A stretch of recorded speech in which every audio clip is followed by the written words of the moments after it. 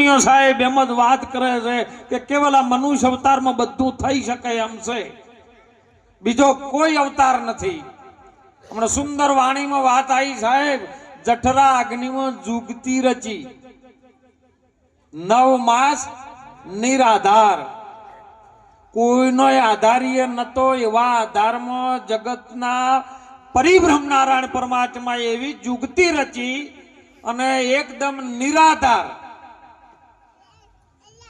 ભક્તિ કબૂલી અલબેલાની અને બાર ધર્યો, જો અવતાર ધર્યો છે. અને એમાં સંતો પણ એમાં પ્રમાણ આપે છે, હે માનવ વિશ્વાસ કરી લે, સમય બની સમજાવું છું, આ દુનિયામાં ઈચ્છાથી હું અવતાર ધરીને આવું છું. હવે આયેલો અવતાર છે ને એ આપણો ફોગટમાં ના જાય, બાજી આપણા હાથમાં છે. નહીતર રજગણ રજડી જાય રણમાં ઉડે રેત, આ બાજી હજી આપણા હાથમાં છે. માટે ચેત ચેત નરતું, કોઈના હાથમાં મારી વાત નથી, તમારા હાથની વાત છે. તમારે શું કરવું ને એના ઉપર તમારું જ નક્કી થાય, ને કે બીજો કોઈ કરી શકે એવો નથી. તમારે જો સાહેબ બનવું હોય સાહેબ બની જો, પોલીસ બનવું હોય પોલીસ બનો, પીઆઈ બનો, કલેક્ટર બનવું હોય તો બનો, મુખ્યમંત્રી બનો, વડાપ્રધાન બનો, અને આગળ રાષ્ટ્રપતિ બનો, અને ગુંડા બનો ગુંડા બનો. હે તમે ખૂબ સુંદર હમણાં વાણી માતા કે 5 વસ્તુની પ્રતિજ્ઞા લેવાય ને તો દાનવમાંથી માનવ થાય સાહેબ. અને આજે એવી શરૂઆત થઈ સાહેબ,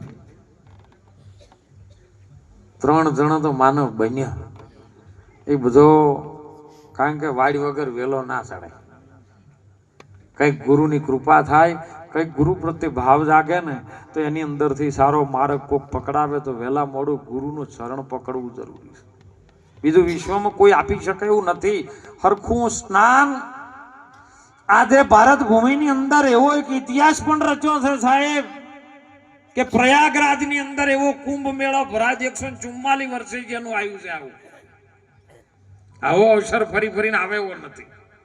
પણ એ કુંભ છે ને એનું આધ્યાત્મિક સિદ્ધાંત મહાપુરુષોનું સંતો પાસે છે.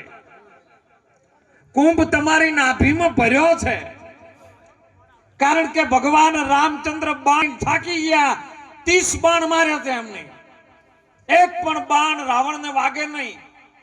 બાણ મારે ને સીધું બીજું મસ્તક આવી જાય, મસ્તક કપાય ને બીજું મસ્તક. એવું કહેવાય કે 10 મસ્તક જેને છેદાઈ ગયા.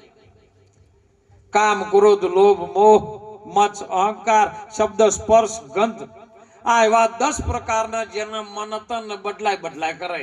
આર્યું મેલે એટલે કે બીજું આવે, બીજું મેલે કે ત્રીજું આવે. આ મન આવું સ્વરૂપ પ્રગટ કર્યું. પણ 31મું બાણ જયારે કૈકેયીએ આલ્યું હતું રામને, થાકી ગયા રામ કે હવે શું કરવા, તો માયા આવી. કારણ કે એ જેવો તેવો નતો, વેદને જાણવા વાળો હતો, શાસ્ત્રોને જાણવા વાળો. 9 ગ્રહ જેને ઢોલીએ બોધ્યા, રાવણ હતો સૂતો સોડ તાણી, પણ આવા લંકેશને ખબર નથી કે મૃત્યુ ક્યારે કરશે એવું ગ્રાણી. હતો પુત્ર જેનો મેઘનાથ, જેને લીધો હતો ઇન્દ્રને જીતી, આખું જગત દાખલા આપે એના પર શું હતી વીતી. લાંબી પૂંછ વાનરની, એ લંકા એના પૂંછથી જલાવે છે. લખ્યું છે આ શાસ્ત્રમાં સૌને કે નસીબ સૌને નચાવે છે. આવો રાવણ, અને એમાં ખબર ન પડી રામની મતિ આમ ઘણીવાર ચકિત થઈ કે શું કરવું. ત્યારે વિભીષણ ઉભો થયો છે. વિભીષણ એટલે વિવેક કહેવાય.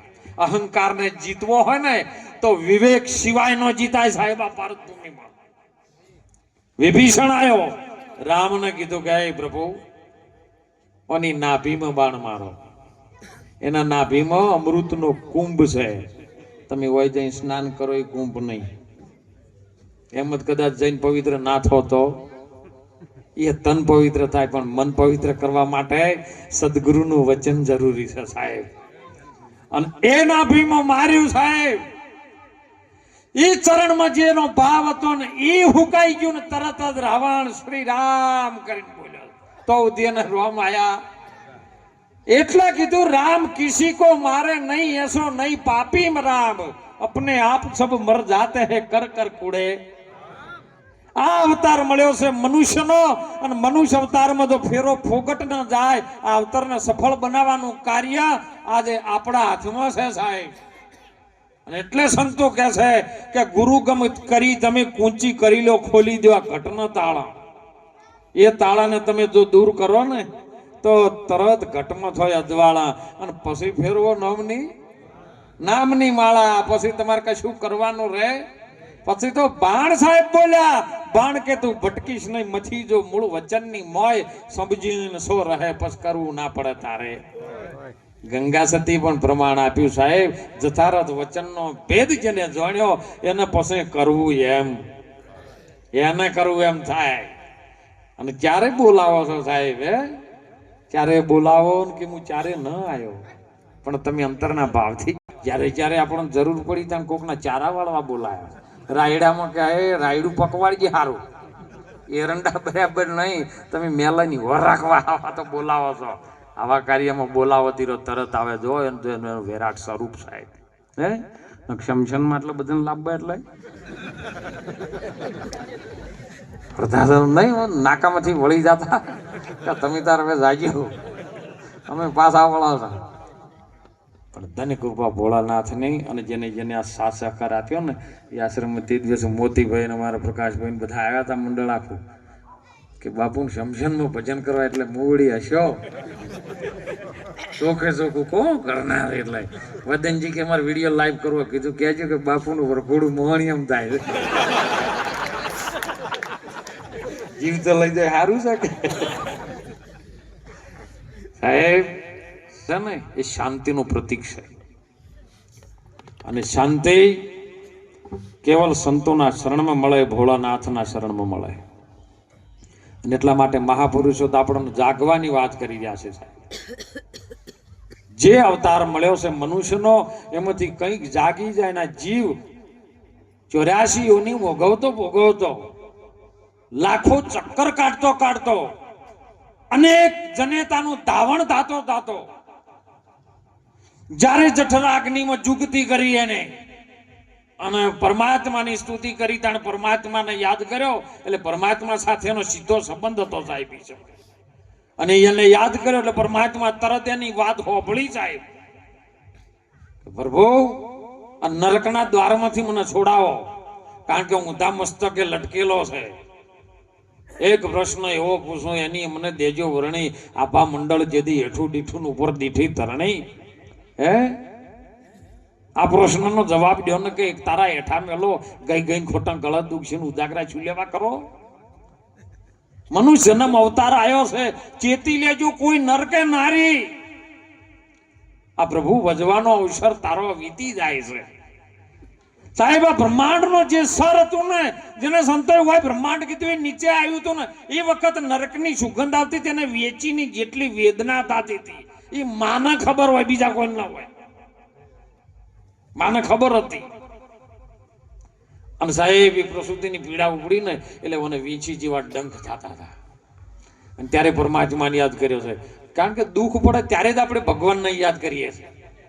અને એ વખત પરમાત્માનો સીધો સંબંધ હતો. પરમાત્માએ તરત હોભળ્યું, અને હોભળ્યા પછી તરત જ એને કીધું કે તું મારા અંશ છે, તને મેં પ્રગટ કરેલો છે આમાં, અને કદાચ હું તને ઓછી છોડી મેલું ને મૃત્યુ લોક એવું છે ને, ભલા ભૂલી જો દેવોમાં કદાચ ભૂલ થાય ને, આ ભૂલ થતી હતી ઇન્દ્રના દરબારમાં, એટલે તરત શ્રાપ મળતો સંતોને, જો મૃત્યુ લોકમાં, આ મૃત્યુ લોક કોઈ જેવું તેવું નથી સાહેબ. ભક્તિ પરમાત્મા સાથે કીધું કે હવે મને છોડ, તો ભગવાન કે તું મારો બનાયેલો છે, મને 100% ભૂલી જાય, તું જે કરવાનું નહીં કરે ને બીજું કરી લે. એટલે બાજુમાં 2 જણા ઉભા હતા અને જમીન થઈ ગયા. એ જમ હતા કે પ્રભુ તમે ચિંતા કરશો ને, અમે 2 ચોકિયા તો છીએ. આર્યો તો સીધો કોમ નહીં કરે ને તો સીધો કતો પાડો બનીને કતો ટર્બો બનીને પણ હોય લાવશે સાહેબ. આ તો અત્યારે તો સારું છે ને, સગવડો ટેકનોલોજીના જમાનામાં બહુ સારી થઈ ગઈ છે.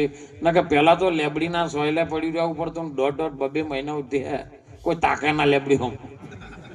કે ભા બેઠા છે કૂતરાનો રોટલો ખાવા દે અમને જાહો નહીં. પણ હાલનો યુગ સારો છે, સમયની સાથે બહુ ચાલવા જેવું છે સાહેબ, જાગવા જેવું છે. અને જાગી જાય છે ને એ પરમ પદને પામી જાય. એ સંતો પાસે એનો અનુભવ છે. તમને જેનો અનુભવ થયો છે એ સંતો તમને રજૂ કરે છે. અને રીત જો આપણને આવડી જાય ને, જગતમાં જીવવાની રીત, બીજી રીત તો બધી આવડે બધાને, પણ જગતમાં જીવન કેવી રીતે જીવવું, સદગુરુનો શરણ કેવી રીતે, અને ચરણ શું છે, અભ્યાસ જો આપણા હૃદયની અંદર જો જાગૃત થાય તો એક પલની અંદર આ દાનવને માનવ સાથે વાર લાગે એવી નથી વાર થાય. પણ આપણે વાતને સ્વીકારતા. મને વાણીમાં સુંદર વાત આવી, અમારા અશોકજી બોલ્યા કે સદગુરુ અરજી અમારી હોભળજો. और સદગુરુ તો કોણ એવડો છે ને, હે, કારણ કે સંતોએ કીધું છે કે મુલ્લા હોकर बांग पुकारे क्या मालिक तेरा बेरा है, कीड़ी के पैर में भी नेपुर बाजता है वो भी मालिक सुनता है. मालिक એટલે ગુરુ મહારાજ. કીડીના પગની અંદર જોજર બોધો અને જોજરનો અવાજ આવે તો એ પરમાત્મા એક ક્ષણ ભેગો હોભળી જાય. તો તમારી અરજી ના હોભળે, ગુરુ મહારાજ હોભળે, પણ ગુરુ મહારાજ કી તમે નહીં હોભળતા, ફેર આટલા પડે. અને એટલે સંતો જાગવાની વાત કરે સાહેબ. શરીર આપણને બે જાતિ પરથી મળ્યું છે, કોઈને પુરુષનું મળે, કોઈને નારીનું મળે, પણ બંનેની અંદર રહેવા વાળું પરમ તત્વ પરિબ્રહ્મ નારાયણ એક જ છે. એ આત્મા છે સાહેબ. આત્મા કેવી રીતનો છે એની સમજણ કેવલ ને કેવલ ગુરુ મહારાજ જે તત્વજ્ઞાની સંત છે અને ગુરુ જેને પામી શક્યો છે એ વાત તમને સમજાઈ શકે. વલોણામાંથી દહીંમાંથી ઘી કેવી રીતે કાઢવું હોય ને, એ તો જે વલોણું વલોઈને પછી બહાર મોખણ લાવે, તપાવે અને એમાંથી ઘી જુદું પાડે ને જેનો અનુભવ હોય ને એ કરે, બીજું કોઈ કરી શકે નહીં સાહેબ. પણ આ તો એક ગામની અંદર આવી ટાઢ પડતી હતી અને એમાં નવી નવી વહુ આવેલી. ડોશીમાં એ કીધું બજારી એમને હાહુએ કે બેટા 4-5 મહેમાન આવ્યા છે, કંસાર બનાવતા આવડે છે? પેલી કીધું ના, જેમ કે યુટ્યુબ નો જમાનો હતા. હા બા હું બનાવેલું જબરજસ્ત, ચિંતા કરશો નહીં. બાર મહેમાન બેઠા છો પાછા, હુકડી બનાવું એમાં શું. હવે અંદર કમાડ આડું કરીને આ તો ગેસ ચાલુ કર્યો અને યુટ્યુબમાં વિડીયો ચાલુ કર્યો. ધીમો ગેસ ચાલુ કરો, ધીમો ગેસ ચાલુ કર્યો, કઢાઈ મૂકો, કઢાઈ મૂકી, અંદર ઘી નાખો, ઘી નાખો, ગોળ નાખો, ગોળ નાખ્યો, લોટ નાખો, લોટ નાખ્યો. પણ હવે પાહ જેટલો થાય કે ના ખબર, એ કોઈ બોલ્યું ના યુટ્યુબ વાળો, એટલે મને લાયેલા કરીને બધું દાજી જાય એવું થયું. એટલે એના મને લાય કડક થઈ ગયું છે ને, હું પોણી રેડું, પોણી રેડ્યું એટલે ના હુકડી ના કોમ ના રહ્યું, ના શીરા. બાને એમ છું કે જેટલે રહી એમ જોયું બા કે આ તો બગાડીને મેલ્યું છે કે બા બધું યુટ્યુબમાં આવતું હતું. મને એમ લાગે ખાવું, બેટા અનુભવ યુટ્યુબમાં ના આવે તો કે શું કરશો હવે? કે મહેમાન બાર ઓગણા બેઠા છે સાઈડમાં, તો પોણી આમ થઈને ઢોળિયારી ઉપર ભાઈ તેઓને તાબા ઉપર ચડવા જઈને ચક્કર આયા, ઢોળી મહેમાન ઉપર. બાને કેવું પડ્યું તને બનાવતો તો ના આવડી, પણ ઢોળતાય ના આવડી. કેમ? અનુભવી કોઈ જાવો રે અનુભવ કરવા, સાચો શબ્દ ગોતી લાવો રે અનુભવ કરવા. અનુભવ વગર આવ્યું બધું નકામું નકામું. અને એટલે મહાપુરુષો આપણા જીવનની અંદર 5 ભૂતોનું શરીર આપણે બધાને મળ્યું છે સાહેબ. પંખીથી મોડી અને મનુષ્યોની સુધી, પ્રાણી સુધી, જળચરના જે પણ જીવો છે તમામને 5 ભૂતોનું શરીર છે, બીજો 6ઠું ભૂત નથી. પણ એમાં એક કેન્દ્ર માણસની અંદર વધારે આપ્યું છે, બુદ્ધિ કેન્દ્ર. એ બુદ્ધિ જો તમારી નિર્મળ થઈ જાય ને તો બુદ્ધિ શુરતા બની જાય ને, શુરતા જો આકાશમાં ચડે ને તો પછી મહાપુરુષો કે ત્રિવેણીના ઘાટ ઉપર જ્યારે આવે ને તો પછી તમને બધું બ્રહ્મ સ્વરૂપ દેખાય, બીજું કોઈ છે નહીં. 5 ભૂતોના શરીરમાં આ રહેવા વાળો ને બોલવા વાળો કઈ જગ્યાએ રહેશે વિજ્ઞાન ભેળું થયું સાહેબ હમણાં, અને વિજ્ઞાનના તમામ સંશોધનોએ સાહેબ રજૂ કર્યું. એમાં તમામ સાધુ સંતો નાગા સંન્યાસીઓ બધા બેઠા હતા, અનુભવી સંતો પણ બેઠા હતા, મહાપુરુષો બેઠા હતા. અને એમાં વિજ્ઞાને કીધું કે અમે અમારી પાસે એવું મશીન લાયા છીએ, આજે મનુષ્યને ખાલી ઓમ કરીને એક હોયથી અણીથી કાણું પાડી અને શેડ લોહી લઈએ ને તો લોહીની અંદરથી લેબોરેટરી કરી અને ખબર પાડી દઈએ કે આ પોત તત્વની અંદર આની ખામી છે, ઓમાં આ તત્વ ઓછું કામ કરે, ઓમાં આટલી ખરાબી છે. કારણ એક જૂનાગઢનો સંત વાલીઓ ભગવાતારી બોલ્યો સાહેબ કે લોહી તમે લ્યો પણ એમાં ખાનદાની ટકાવારી તો જોવો, પણ ખોંદોની કેટલી થઈ જોઈ શકો? ગમે એવી લોહીની લેબોરેટરી કરો પણ એમાં ખાનદાની સંસ્કાર કેટલા છે એ તમારું વિજ્ઞાન તપાસ કરી શકે કે ના? તો બીજી વાત કરું કે આ પોત ભૂતોના શરીરમાં તમે બધું પકડી લ્યો, કદાચ હું બોલો એ શબ્દ પકડાઈ જાય, પણ મને બોલાઈ રહ્યો છે કોણ એ તમે પકડી ગયો. અને આ બોલવા વાળો આ પોત ભૂતોના શરીરમાં કઈ જગ્યાએ રહેશે એ તમે પકડી શકો? વિજ્ઞાન હારી ગયું સાહેબ. અને અત્યારે આપણે બધા જોવો છો, ધર્મને કોઈ દાડો આપણને ખબર ના હોય ને, અનુભવ ના હોય તો એનું કોઈ દિવસ અનુકરણ કરી અને એની ખરાબી કરવા ના જતા. અમેરિકામાં હાલ લાગ્યું છે બધું. અમેરિકામાં એવી આગ લાગી છે ને કોઈ અમેરિકા વિજ્ઞાન ગાતા છે પણ એ આગને કાબુ નથી કરી છે ને આખું અમેરિકા ભડકે બળી રહ્યું છે. કેમ કે જે દાડાર્યું કરવાનું હતું તાણે એક જણો એવો બોલ્યો હતો કે પરમાત્મા કુછ હોતા નહીં. સાહેબ પરમાત્મા ના હોત ને તો આપણે ના હોત. એ પરિભ્રમ નારાયણની સત્તા કેવી છે ને, આજનો વિશ્વનો માણસ એટલો બધો ટેકનોલોજીમાં આગળ નીકળી ગયો છે ને, એ પરમાત્મા પરમ તત્વને ભૂલી ગયો છે સાહેબ. આવું ને આવો સમય હરણ્યાકંશ વખત થયો હતો કે પરમાત્મા જેવું કોઈ છે નહીં. અને એવી પરમાત્મા યુગથી રચાઈ કે કોઈ ના પોકે એનું પેટ પોકે તારની કહેવત પડી. અને એટલે સંતોએ મહાપુરુષો આપણા પોત ભૂતોના શરીરમાં રહેવા વાળો, એ બોલવા વાળો કહો, એ સાક્ષી સ્વરૂપે કહો, એ પરમ પિતા આત્મા કહો, પરમાત્મા કહો, બધો એકનો હોય છે. હું તો કહું આપણા આટલા એરિયામાં આપણે ડુંગળી કહીએ, મહારાષ્ટ્રમાં જો થોડી કોક કે કોદા, યુપી બાજુ કોદ કે પ્યાજ છે, રાજસ્થાનમાં જો કે કસ્તુરી છે, પણ મૂળ તો એકનું.